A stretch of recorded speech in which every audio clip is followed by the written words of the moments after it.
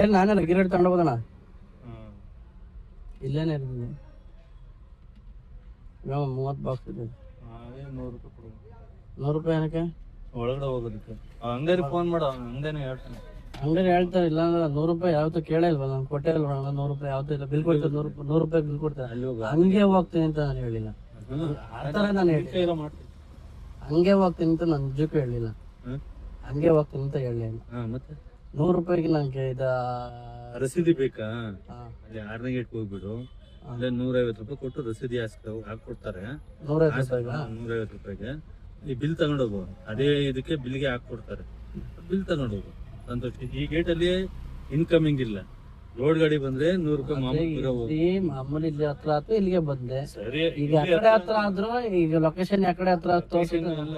ಇಲ್ಲಿ ಲೊಕೇಶನ್ ಈ gate incoming ಇದ್ರೆ ಇಲ್ಲೇ ಇದ್ ಮಾಡ್ಕೊಂಡು ಹೋಗಪ್ಪ ಅಂತಂದ್ ಹೇಳ್ತಿದ್ದೆ ಏನೋ ಅಲ್ಲಿ ಏನಿದ್ರು ಆ ಗೇಟ್ ಅಲ್ಲಿ ಬರ್ಬೇಕು ಎಂಟ್ರಿ ಆದ್ರೆ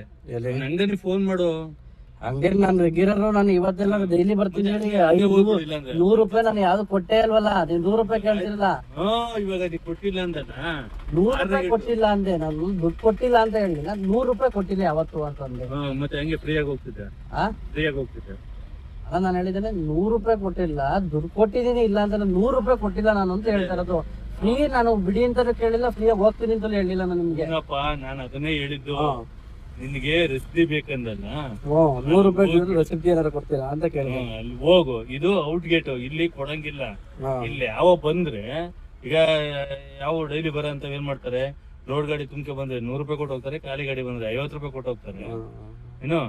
ಹಂಗಿದ್ದಾಗ ಮಾತ್ರ ನಾವ್ ಕೇಳ್ತೀವಿ ಯಾಕಂದ್ರೆ ನಿಮ್ಗೆ ಅಂಗಡಿ ಎಲ್ಲ ಹೇಳಿರ್ತಾರೆ ಅಂತಂದ್ ಹೇಳಿ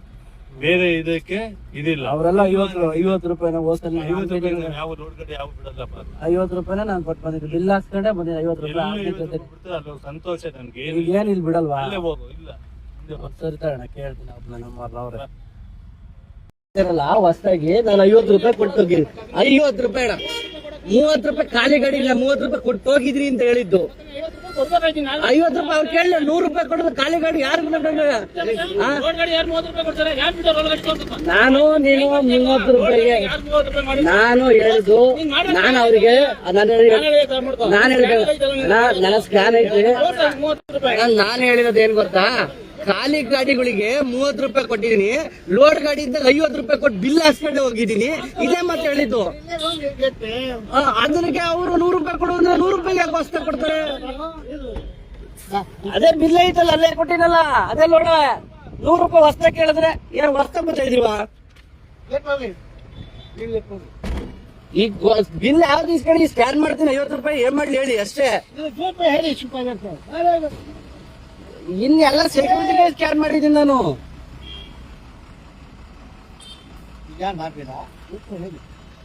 ರೇಟ್ ಹೇಳ್ತೀನಿ